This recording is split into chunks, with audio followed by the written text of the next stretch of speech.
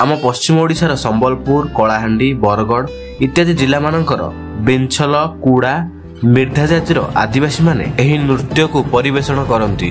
बहु वर्ष धरी चली आसुथिबा लोक नृत्य नुआखाई और दशहरा भली पर्व रे पालन करा जायथाय।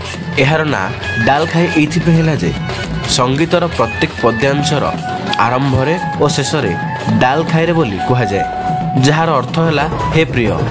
डालखाई नृत्य अविवाहित और विवाहित उभय नारी और पुरुष मिसी नृत्य करती। यही संगीत रे राधाकृष्ण प्रेम कहानी एवं रामायण और महाभारतर घटनावली को उल्लेख करमितिक नृत्य समय पुरुष माने निज नृत्य द्वारा नारी मानक मनमुग्ध करने को चेष्टा करती, जहाँ यह डालखाई नृत्यर एक अंश अटे। यह नृत्य संबलपुर ढोल निशान तामका भली इत्यादि वाद्ययंत्र द्वारा नृत्य परिवेषण करा जाए। यह केवल नृत्य नुहे, ओडिशार एक परिचय अटे।